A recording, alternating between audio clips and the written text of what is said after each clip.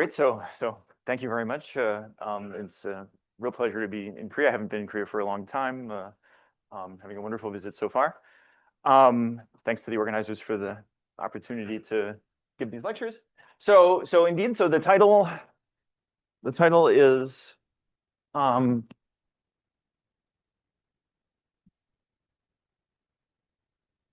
Physics and Mathematics of Class S Theories.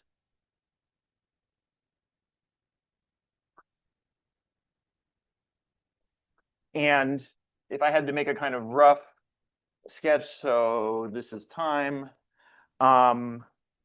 Roughly, people are comfortable with different things. So I would say roughly the physics will be like this, and the math will be like this. So this is the lecture which will have kind of the highest fraction of physics. So just so you know. So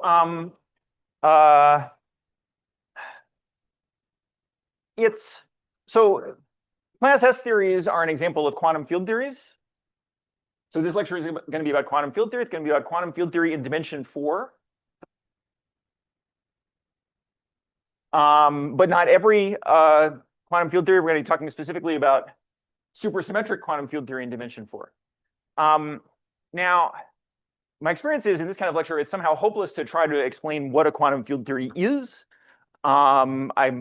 I expect that some of you have encountered the notion of quantum field theory before. Maybe some of you have not. But what I'll try to do is, in this lecture, I'm mostly going to be talking about some sort of abstract facts about quantum field theories. So I'm not going to try to tell you what a quantum field theory is, but I'll tell you to some extent what a quantum field theory does and what these particular quantum field theories do. Okay, so we're talking about supersymmetric quantum field theory in 4 dimensions. Just as a little bit of orientation to the notion of supersymmetric quantum field theory in 4 dimensions. So supersymmetric quantum field theories come in various flavors, roughly according to how much supersymmetry they have. So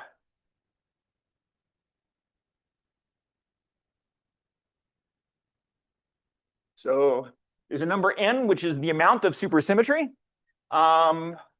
And essentially, the main players are n equals 4, n equals 2, n equals 1, and n equals 0.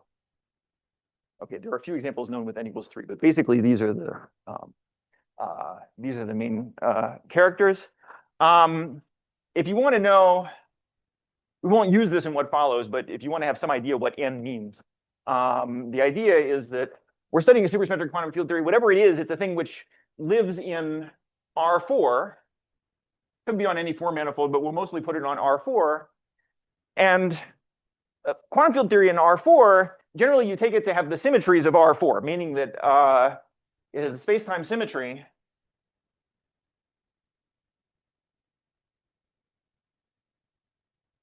So I'll write P for the space-time symmetry. It's supposed to be Poincare. And it has a part which is an ordinary Lie algebra, and that part contains the symmetries of R4. Let's say Euclidean. Okay, sometimes we'll be in Euclidean signature, sometimes we'll be in Minkowski signature. The physical signature would be Minkowski signature. So think of that R4 as being R3, 1, and then your quantum field theory has the symmetries of R3, 1, meaning the orthogonal group in 3 + 1 dimensions and the translation. So any 4-dimensional quantum field theory that we think about would have that symmetry. But then the supersymmetric ones extend that. So that's an ordinary Lie algebra. You extend it to a super Lie algebra. So it'll have has an even part and an odd part. It's a super Lie algebra. And that odd part is some number of copies of some basic spin representation of ISO 3, 1. So on general grounds, the even part acts on the odd part. So the odd part, whatever it is supposed to be some representation of the space-time symmetry. And so here, ISO 3, 1, the translations act trivially. So it acts through SO 3, 1. SO 3, 1 is acting on some number of copies of some basic spin representation. And n is the number of copies. So roughly speaking, this n is keeping track of how big is the odd part of the symmetry algebra. Okay. I mention that only because maybe it's annoying if I just say n and give you no idea what n is. So that's what we mean by n. And then, so physicists have spent a lot of time studying these supersymmetric field theories of various sorts. Roughly speaking, what you should think is that as you increase n, these theories become sort of more and more tightly constrained and more kind of exceptional objects. So as a very, very rough analogy, you might think that n equals 0 is kind of like real analysis. N equals 1 is kind of like complex analysis. N equals 2 is like sort of quaternion analysis, has to do with hyperkähler geometry. And n equals 4, you would say, has something to do with the octonions. So this is some very rare and exceptional structure. And there's nothing beyond n equals 4. So let me say just a few more words about n equals 4.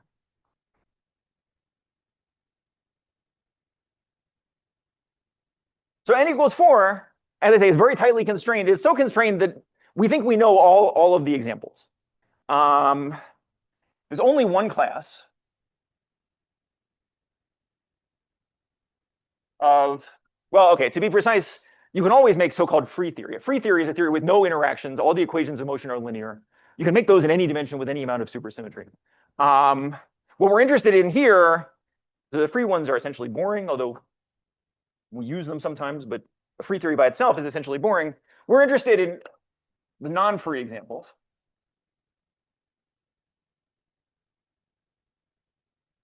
There's only one class known, but somehow strongly believe that these are all the examples that there are. And so it's called n equals 4 supersymmetric Yang-Mills theory. It depends on the data. So it's a class of examples. So to give you a specific example, I should give you a Lie algebra. And in my discussion here, I'm going to take it simply laced. It doesn't have to be simply laced, but for now, just to write concrete formulas, let me take it simply laced. So meaning that's of A, D, or E type. Simply laced. Okay. To be honest, I mean, what I'm really going to use is just the Dinkin diagram. Maybe it's well, no, here. Okay, let's call it a Lie algebra over R. I mean, sort of secretly, we're thinking of the compact Lie group, but I'm deliberately not specifying the form of the Lie group. So okay, yeah, think of it as Lie algebra over R. So that's part of the data, and the other data is some numbers, two real numbers, which are the couplings. So that's the complete data which determines this quantum field theory. And then if you want to do calculations in this quantum field theory, if you want to sort of concretely understand it, the first thing you do is you write down the so-called Lagrangian.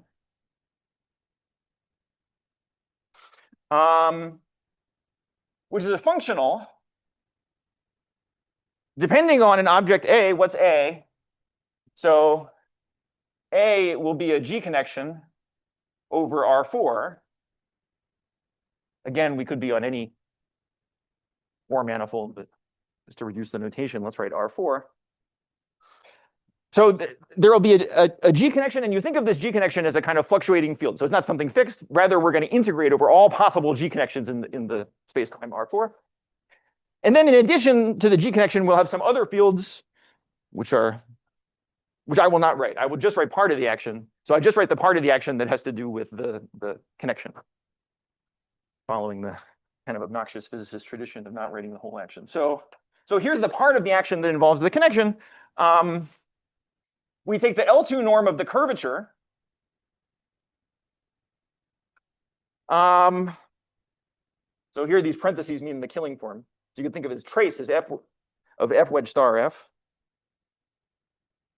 And we weigh it by 1 over g squared, the coupling. And then there's a second term which involves f wedge f like this. And then there are further terms involving other things than the connection. Don't worry if you don't understand the details of this notation. The important thing for now is that this is some functional that eats a connection and spits out a number. And it does so in a way depending on 2 parameters, g and theta. Okay.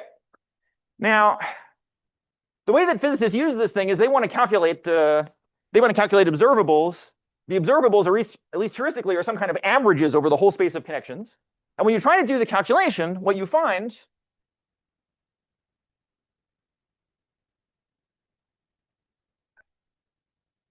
is that the concrete calculations are very difficult. It's generally hopeless to try to get an exact answer in quantum field theory for all but the simplest observables. One thing you can do is you can study this parameter g. In the limit as g goes to 0, the theory roughly becomes more and more concentrated around the critical points of this functional. It becomes easier and easier to study it. So that's called the weak coupling limit. That's the limit where the theory becomes closer and closer to being free.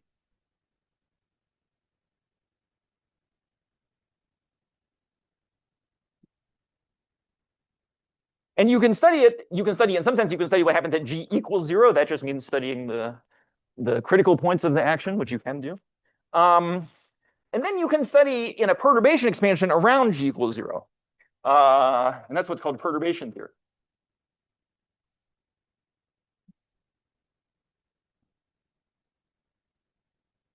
So the observables that you want to compute, so this is some correlation function.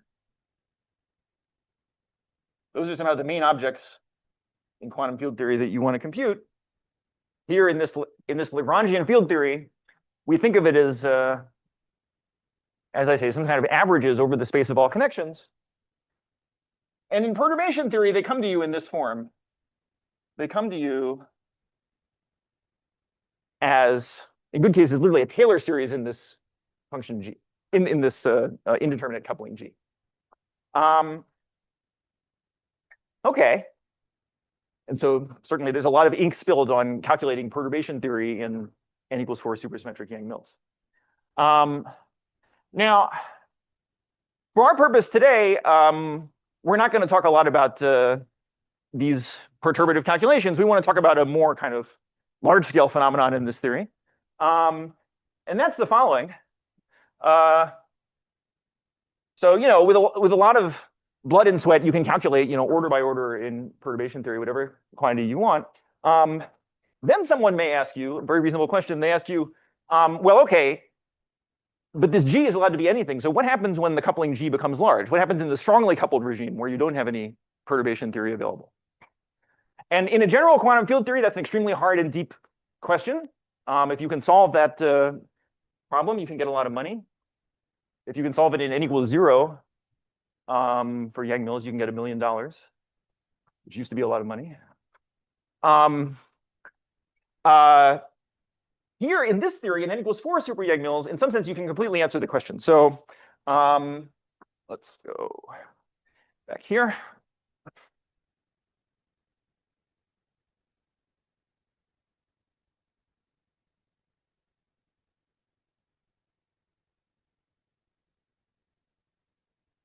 So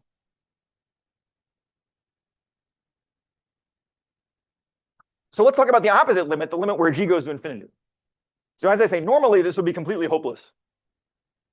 But in this exceptionally symmetric quantum field theory, it turns out that there's a remarkable fact.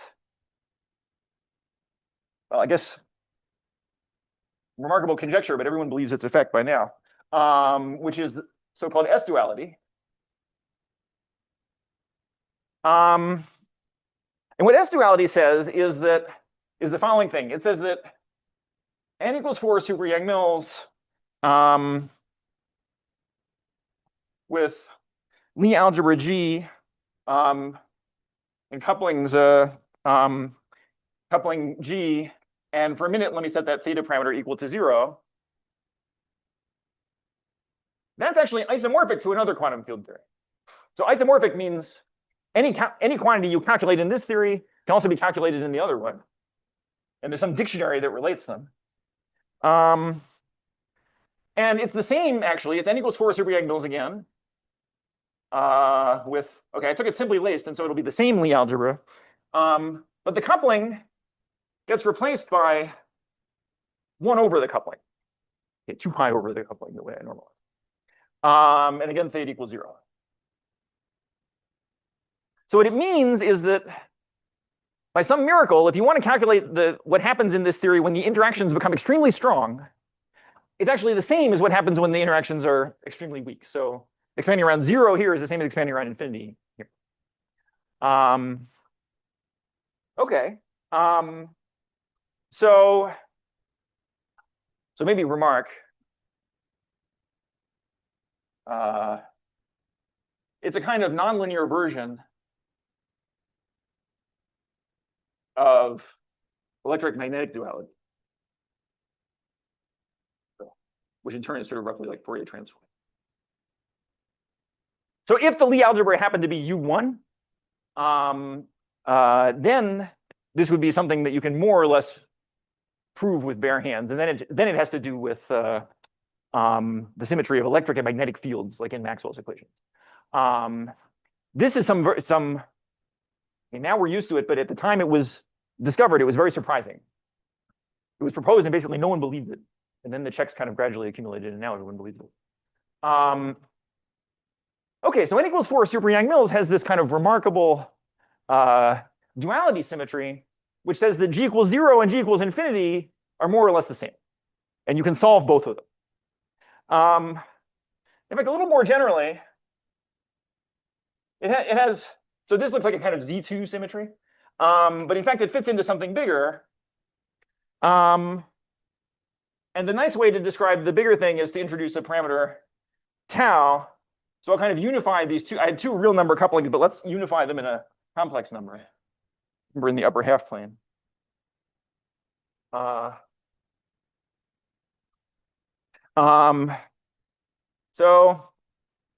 and in terms of this coupling, I can describe the sort of full symmetry of the theory.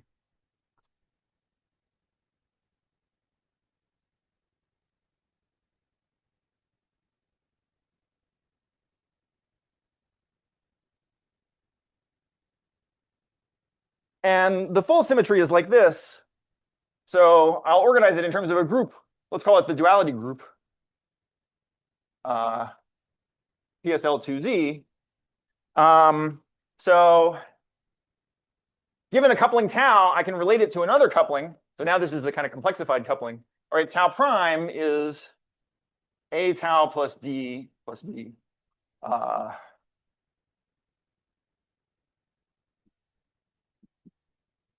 We can make Mobius transformations of the coupling. So this coupling is, this is positive. So this coupling is sitting in the upper half plane, and the statement is that if I make a Mobius transformation, I'll get another coupling. And those two theories, again, are equivalent. So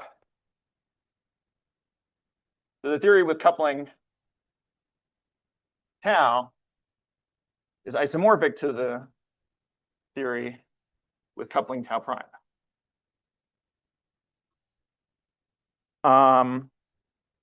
And so we have weak coupling limit at 0, another weak coupling limit at infinity. But now using this symmetry, you can also say that when tau goes to any rational value, you again have a kind of, you have some limit where you can calculate everything using this duality symmetry. It doesn't tell you everything. I mean, people sometimes say that this completely solves the theory. It's not really true, right? Because you still don't know what happens in the middle of the, tau equals 1. I didn't tell you what happens. But it gives you at least a strong constraint. You control sort of every asymptotic direction in some sense. Okay. Okay, so that's the situation for n equals 4. And n equals 4 is this one kind of beautiful jewel, and people study it a lot. It's the main player in the kind of Kapustin-Witten approach to geometric Langlands. What I want to talk about in these talks is the next level down. So I want to talk not about n equals 4, but about n equals 2. And I want to talk about a big generalization of this story of the duality group from n equals 4. So let's talk about n equals 2 a little bit.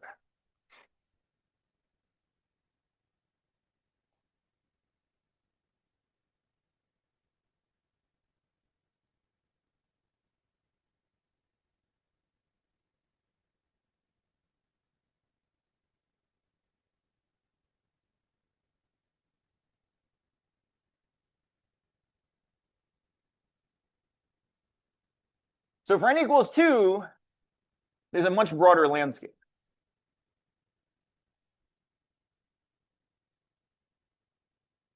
So not as broad as n equals 1 or n equals 0, but at least there's more than essentially one example. So one thing you can do is you can do something parallel to what we did for n equals 4. So let's talk about n equals 2 super Yang-Mills. But unlike n equals 4, I want to emphasize these are not the only n equals 2 theories. There's a ton of n equals 2 theories that are not like this. But still, let's talk a little bit about n equals 2 super Yang-Mills. So to make n equals 2 super Yang-Mills, I would do something roughly parallel to what I told you for n equals 4. So I have data. I'll have the Lie algebra as before. And maybe I didn't say, but I should have said we'll call this the gauge Lie algebra, the gauge symmetry. That's the usual name for it. We have couplings again. So far, this is just as before. But now you have some more data. The extra data is, first of all, a compact Lie group, which I'll call the global symmetry.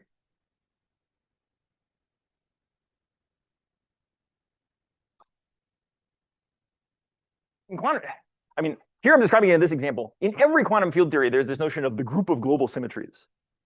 And it's a very important notion. It's actually, in some sense, it's more important than the gauge symmetry. The gauge symmetry is something that you use in writing down the Lagrangian. In some sense, you quotient out by it by the time you want to talk about the actual observables. The gauge symmetry is not really an observable feature of the theory. This global symmetry, on the other hand, is something totally canonical. So every field theory has this group of symmetries. Okay, and then the last new ingredient is a representation. It'll be a representation both of the gauge symmetry and of the global symmetry. Oh, I use F for global symmetry because we use G for too many things, and because F, sometimes people say flavor for the global symmetry. Okay, and this has to obey some conditions.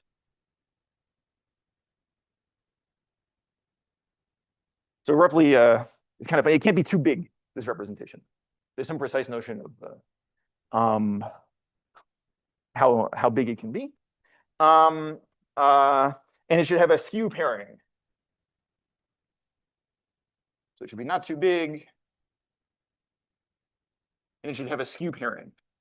That's how people usually say it.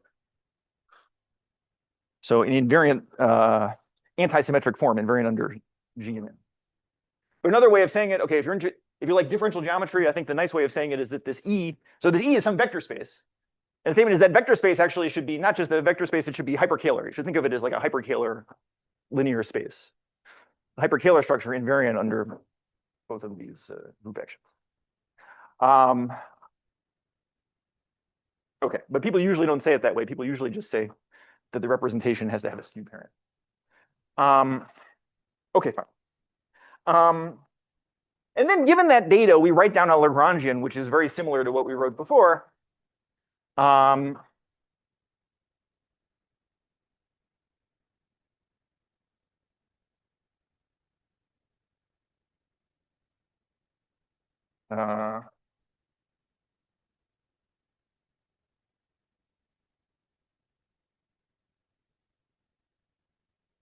you describe it in terms of classical field theory.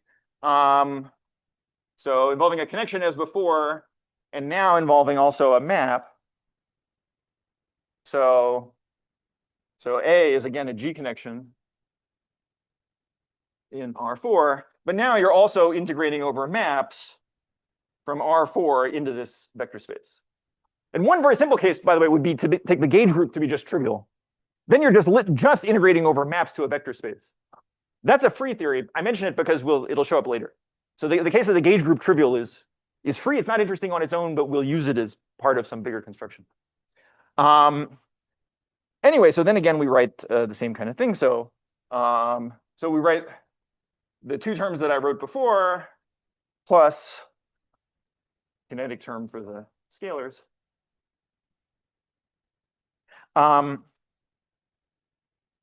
Okay. This is just to give you some idea that there is some concrete description of a quantum field theory that depends on this data. One remark. So if the Lie algebra is SU2 and E is trivial,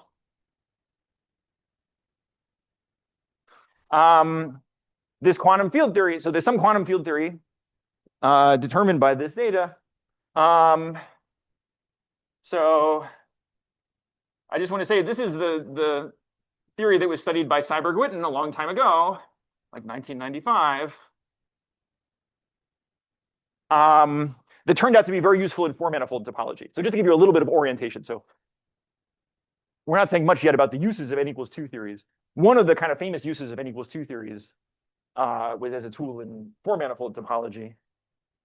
And in that case, actually, the very simplest non-trivial one is good enough. So just use SU2 and no matter. Okay. Okay, so I told you about n=4, that there's this one kind of crystalline object. For n=2, I told you there's a big zoo of them.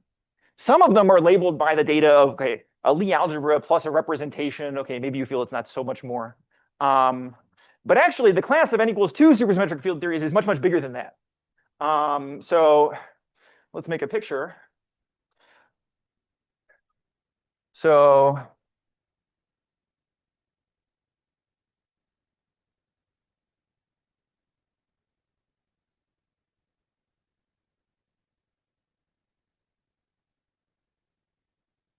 so unlike the n=4 case,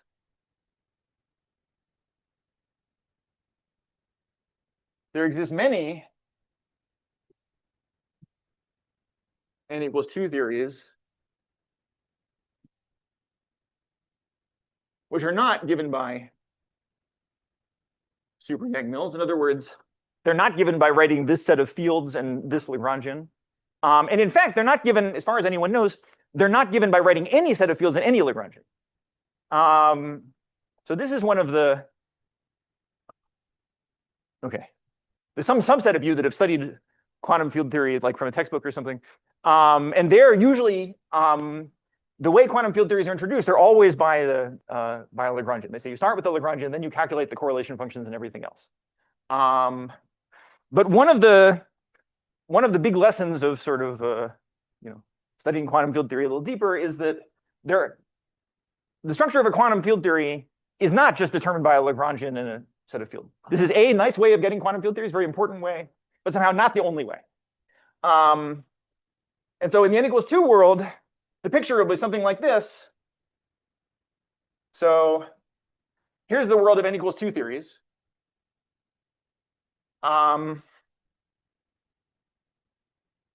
Here's the world of n=2 theories that are given by super Yang-Mills.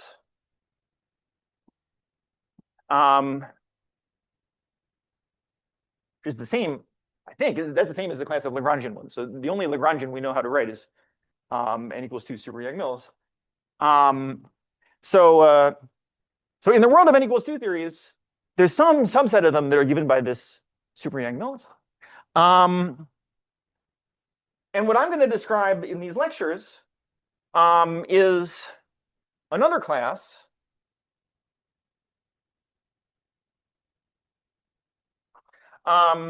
which overlaps a lot with super Yang-Mills, which is called class S. And so this is the picture as far as we know. I don't think every super Yang-Mills theory is known to come from class S. On the other hand, class S definitely contains some things that are not super Yang-Mills theory. Where they overlap, it's going to give us some new insight into super Yang-Mills theories, kind of a new way of thinking about super Yang-Mills theories. But then it also contains this zoo of other things that are not super Yang-Mills theories at all. Okay. Okay, so what's class S?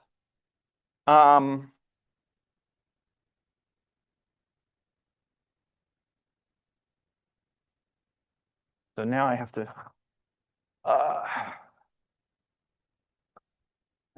introduce the main players in this story. So let's make a little dictionary. So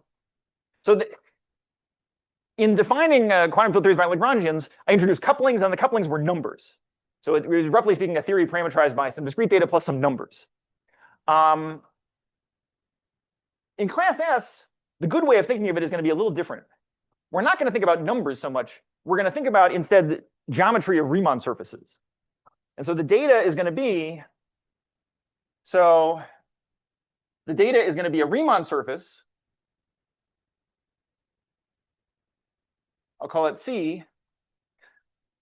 Plus, again, I'm going to give a Lie algebra. And now it really has to be ADE. Simply laced. So let's make a little chart.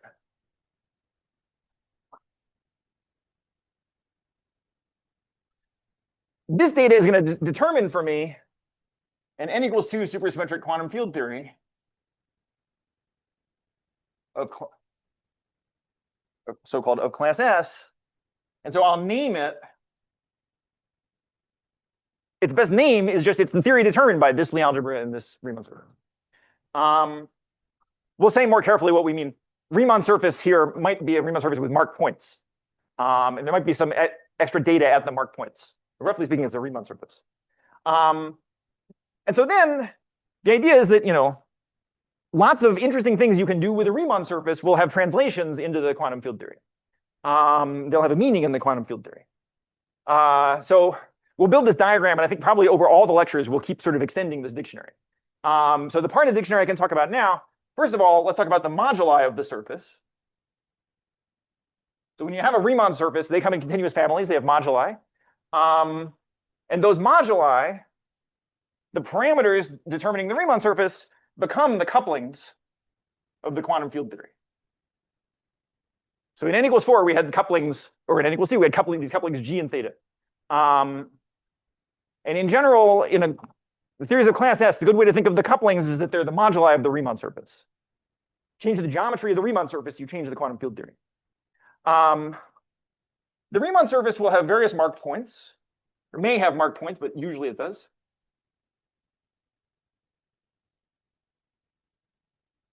And those are going to correspond to factors in the global symmetry group. So I told you every quantum field theory has a global symmetry group. It's one of its most important features. And in this class S business, the way you read out the global symmetry is you look at the marked points of the curve.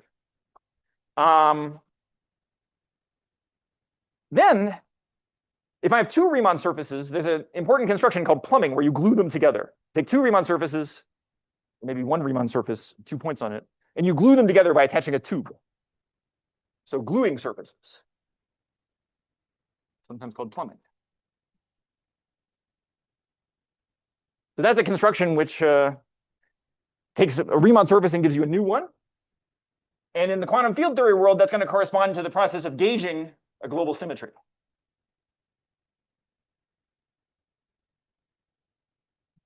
So I told you there's these two kinds of symmetry group. There's the gauge group and the global symmetry group. If you have a quantum field theory with some global symmetry, you can change your mind about it. You can decide that you're going to make that a gauge symmetry. That's a way of making a new quantum field theory, and it corresponds to gluing together the Riemann surfaces. In a way, I'll explain. And then for now, the last entry in the dictionary, if you have a Riemann surface, then you can look at all the diffeomorphisms of the Riemann surface to itself, up to isotopy. That's called the mapping class group of the Riemann surface.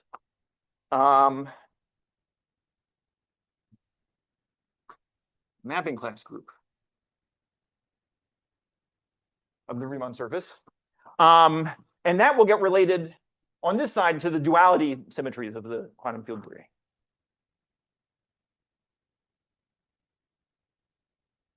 So I told you at n equals 4 superdiagonals, there's this SL2Z, PSL2C group.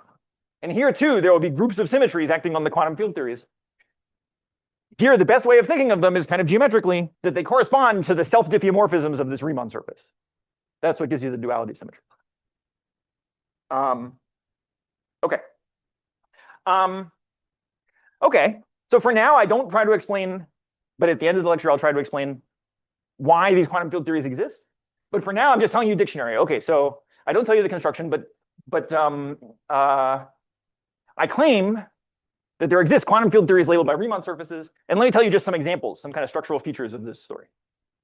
Okay.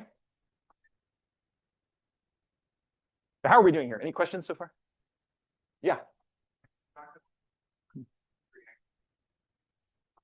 Oh, great question. So, I absolutely cannot enumerate all of them.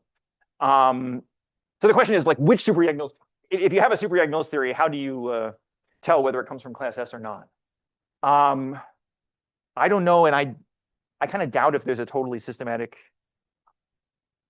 There's an algorithm for going the other way. So in the papers of Jacques Dissler and collaborators, they gave a very detailed analysis of if you start with some Riemann surface equipped with all the data it's supposed to be equipped with, how do you figure out which Yang-Mills theories it could give you? I'll say a little bit about that, but yeah, to solve the inverse problem, I don't know. Yeah, good. Other questions? Yeah. Hopefully that'll become clear in a minute. Probably the global symmetry is going to come to us as a product of a bunch of pieces. It'll be like for example, the simplest thing will be like SU2 times SU2 times SU2 times SU2, and it'll be a sphere with 4 punctures. Each puncture is giving you kind of one of the SU2s. Good. Other questions? Oh yeah. Sorry, compact. Jeez. Thanks. Yeah, closed Riemann surface. Right. That's what I should say. Yeah, it's an interesting question whether you can do something for surfaces with boundary. As far as I know, there isn't a good answer available. Okay. Okay, great. So let's start.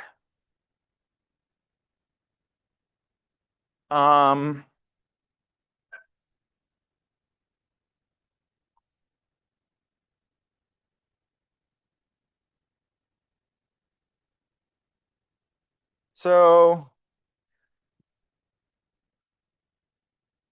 I just want to give you some kind of feeling for how this goes. So let's start with by far the simplest case, which is to take the Lie algebra to be A1, in other words, SU2.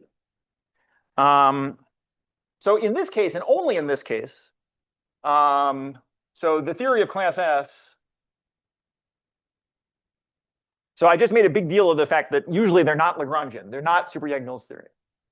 This is an exception where actually, if I just do the theory for SU2, we will get Lagrangian theories. So for a little while, I'm not going to go outside the world of Lagrangian theories. But still, we'll learn something new about these Lagrangian theories by realizing them in this way.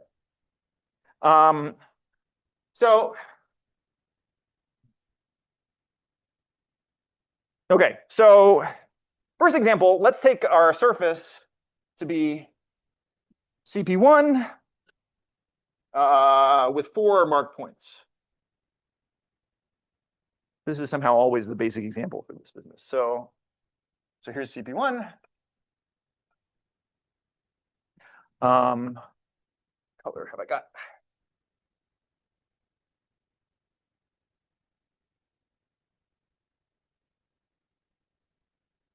Okay, with 4 marked points, and I'll number them. So call them P1, P2, P3, P4. I'll just number them 1, 2, 3, 4. And when I say Riemann surface, I really mean considered as a complex space. So with the automorphism, the group of automorphisms is the automorphisms of the complex space. So up to isomorphism, I can fix these points, P1, P2, P3, P4, using the SL2C automorphism of the sphere. I can fix them to be, say, 0, Q, 1, and infinity up to isomorphism. So the theory, so the corresponding quantum field theory, whatever it is, it'll have 2 features that I read off right away from this picture. First of all, it'll have a global symmetry. So I told you each puncture gives you a global symmetry.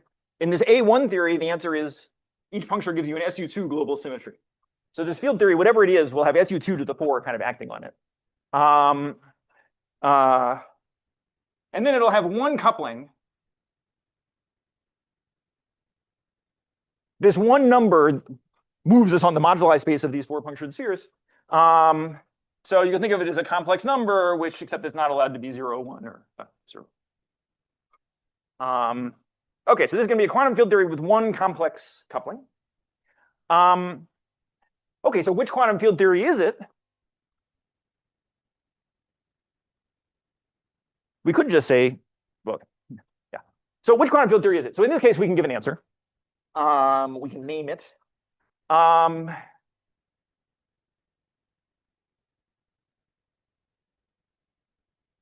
And in fact, we can name it in a few different ways. So this picture of the Riemann surface is a four-punctured sphere. It doesn't immediately give a name to the field theory. But the way you get a name of the field theory is to think of this surface in a different way. So let me suggest sort of three ways to view this surface. Yeah.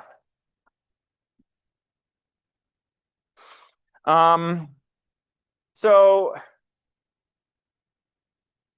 one way I might view this surface is I might think of the parameter Q in the following way. I would say, well, I've got this four-punctured sphere, but the way that I got it actually is to take two three-punctured spheres and glue them together. Let me make a picture like this. And so here I've got my mark points 1 and 2. Here I've got my mark points 3 and 4. And you say, okay, one way of making the four-punctured sphere is literally to take two spheres, two actual spheres, and then cut out a disk from each one and glue in a cylinder. And that cylinder, the length of that cylinder, so let's take so these pictures, because a Riemann surface is the same as a conformal structure, I'm trying to draw the kind of metric picture of the surface up to conformal equivalence. So we could say that we have a cylinder where the circumference is 2 pi and the length is the log of absolute value of Q. So as Q goes to 0, the way you think of it is that this tube is getting longer and longer.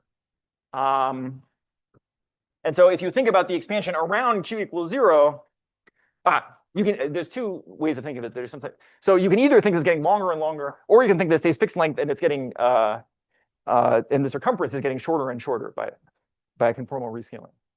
And so sometimes we draw the picture like this, thinking about the Q goes to 0 limit. We would draw the picture like this. We draw two spheres. One of them is carrying the points 1 and 2, P1 and P2. Then they're glued together by a very thin cylinder. So this is kind of the limit to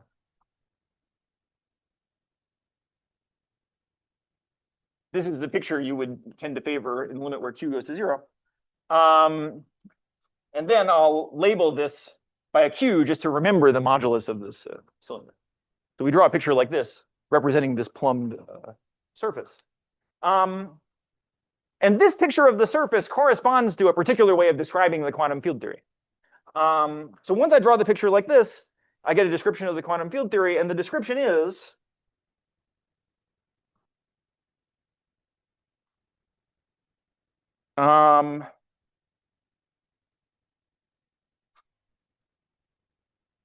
so this kind of abstract quantum field theory is isomorphic to a specific one.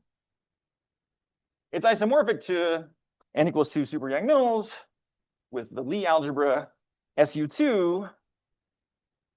The representation, so I have to tell you the data. I have to give you the gauge group. I have to give you the flavor symmetry. I said is SU2 to the 4th. That won't change. I have to give you the vector space. It's a representation of the gauge group and also the flavor. I'll just write it as a representation of the gauge group. As a representation of the gauge group, it's the fundamental representation, right? The two-dimensional representation. By fund, I mean the fundamental representation. So two-dimensional representation of SU2, fundamental, 8 copies of it. And then the last thing I have to give you is the coupling, the gauge coupling. And the gauge coupling I'll give in terms of this tau, this complex parameter. And the gauge coupling will be 1 over 2 pi I times the log of Q.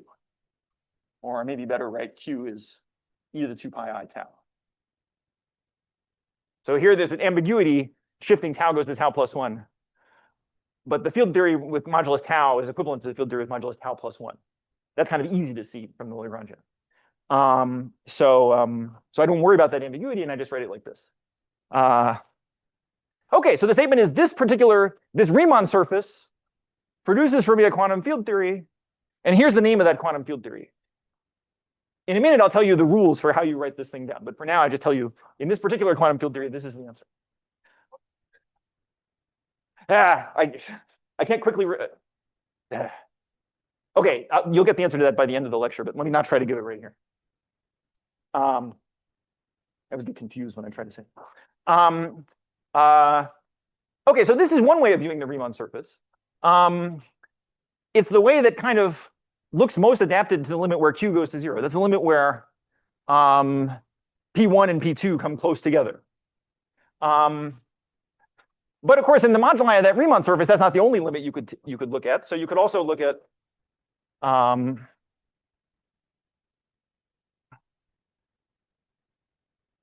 let's go over here.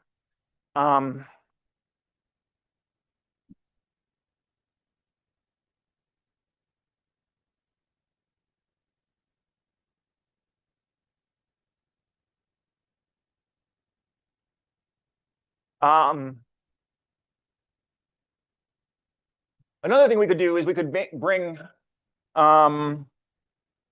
points 1 and 3 close together. So in the moduli space of these Riemann surfaces, I could bring point 1 and 3 close together. And then on the other side, I would have points 2 and 4 close together. And then they're glued together by a cylinder again. But now the modulus of that cylinder is not Q, it's another cross ratio. It's Q minus 1. And so here, this leads to a different description of the field theory. So everything as before. Okay, it's still 2 3-punctured spheres glued together. So the data will still be n equals 2 super Yang-Mills, the same SU2, the same representation, but now the coupling is different. So this one has coupling log of Q minus 1. And then there's yet another description, right, where I do the other thing.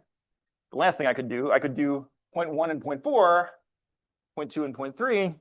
And then it has the modulus of the cylinder is 1 over Q. And then again, I get another description of the same quantum field theory, now with tau equals 1 over 2 pi I log of Q inverse.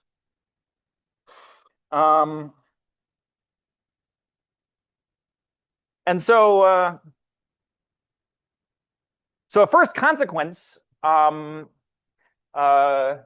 this description, so I told you some kind of abstract statements about Riemann surfaces giving rise to quantum field theories. And if you believe what I said, right away there's a consequence, which is that these 3 field theories, so I wrote 3 field theories which look similar but have different values of the coupling. And the first statement is that those 3 field theories are actually equivalent, that the theory with coupling, with this coupling tau is equivalent to the theory with this coupling tau, equivalent to the theory with this coupling tau.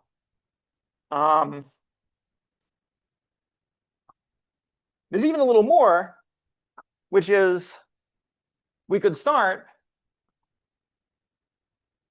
Let's start, for example, with Q close to 0. So let's start in this picture where point 1 is close to point 2. So fixed tau is 1 over 2 pi I log of Q. And now let's make some analytic continuation where the point 2 travels along some complicated loop, say goes around point 3 and comes back to the original point. So that loop represents some element in the mapping class group of the surface. as I follow that loop, Q comes back to original value, but the analytic continuation of tau will not necessarily come back to original value. It may come back to some other value of tau. And so then, but on the other hand, I return to the same surface. And the quantum field theory, as an abstract quantum field theory, depends only on the surface. And so the consequence is that the Lagrangian field theories, the super Yang-Mills theories, with those two different values of tau, the one you started with and the one you reached by analytic continuation, they also have to be equivalent. So, in other words, okay, let's erase it. Sitting here.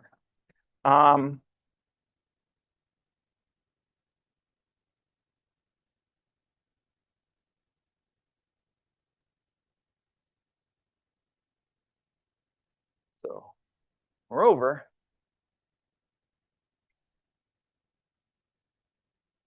analytic continuation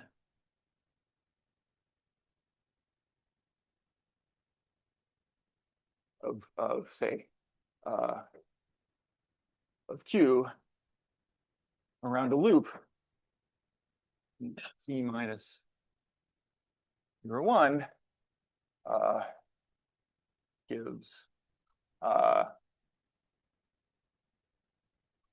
when you continue tau gets continued to some tau prime, and the statement is that the theory with coupling tau, the theory, with this G, with this E, and coupling tau is isomorphic to the super Yang-Mills theory with the same G, the same E, and coupling tau prime. So that equals 2.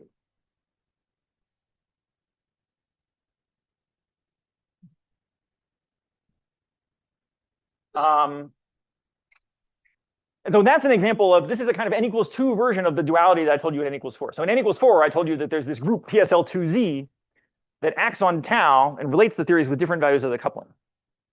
Here we're getting a parallel thing where the group is not well, it doesn't come to us automatically as PSL2Z or anything like that. It comes to us automatically as the group of analytic continuations of this Q around loops.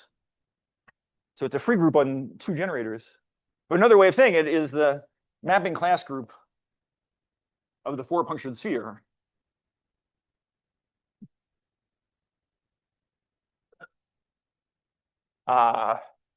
X is a kind of duality group for this n equals 2 super Yang-Mills theory. Okay. So here, the theory of class S that we got from this 4-punctured sphere, it's itself not something new, but by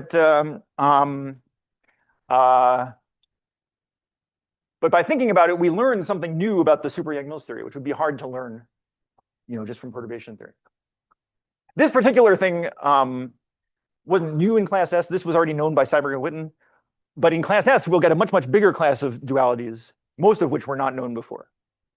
Okay, so no surprise, I'm going vastly slower than expected, which is probably fine. So I have do I have minus 5 minutes or 5 minutes? 7 minutes, okay. Let me try to tell you the systematics. I think I can tell you the systematics of this in just a few minutes. And certainly I promised you at least that. So what are the rules? What are the rules of this game? To understand the rules of this game, I should go back to something simpler. Instead of the 4-punctured sphere, I should think carefully about the 3-punctured sphere. So let's say, what's the story with the 3-punctured sphere? So in a way, I did example 1, but now I do example 0.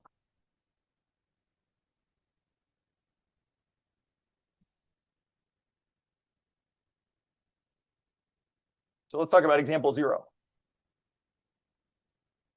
Example 0 is to take a 3-punctured sphere.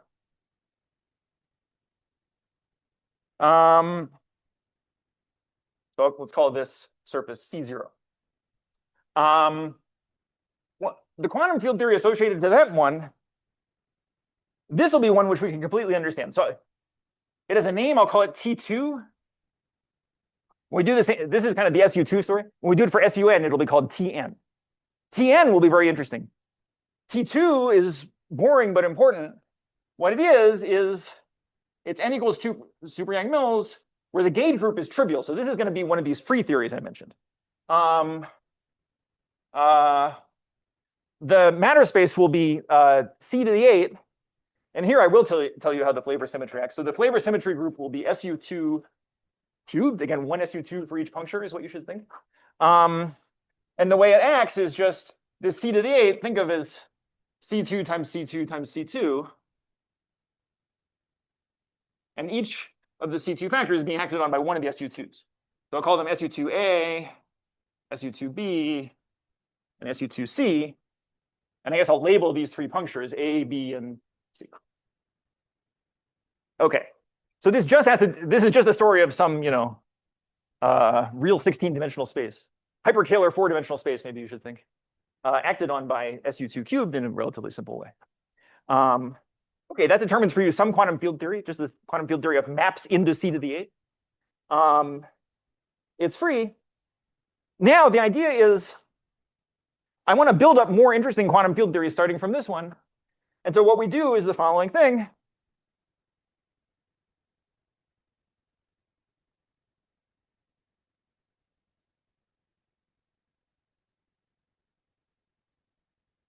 So suppose I take two of these spheres.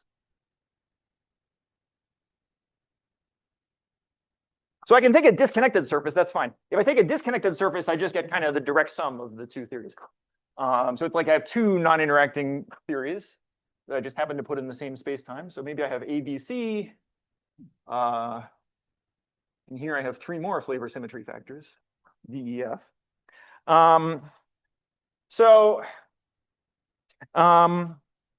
So here's, okay, let's call this C1 and this C2.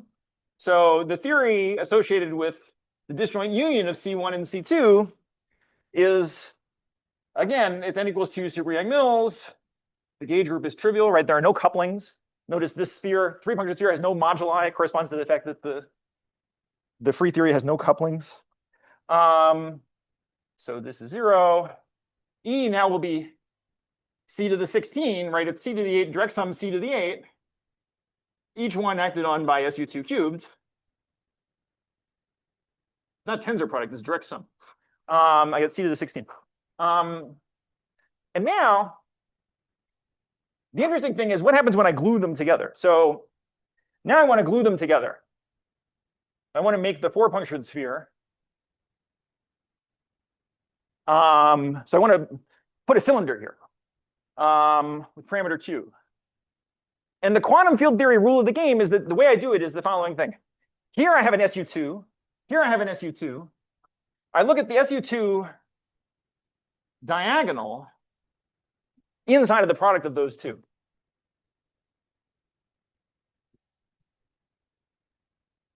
Okay, I'll be done in 1 minute. So I have this field theory which has a huge flavor symmetry. It's flavor symmetry SU2 to the 6. That's what I get from taking these two spheres separately.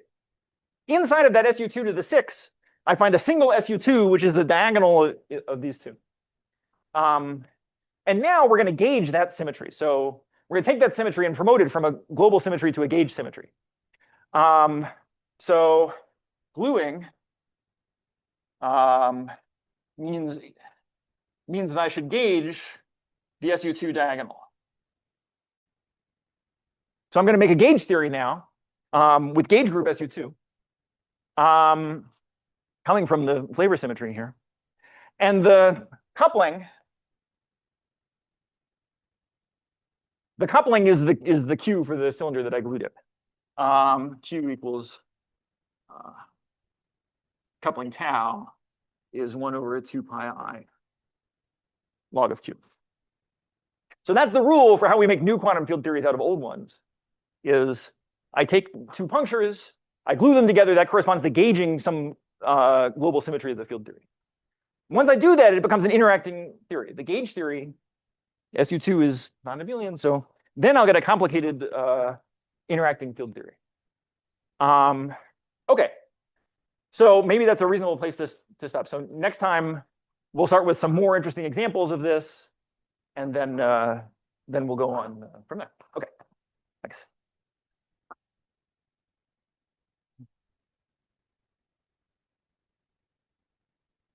Sorry, maybe I should also say, so for those who aren't interested particularly in this physics, also next time we'll start with some kind of classical geometry of integrable systems and so on that are related to this.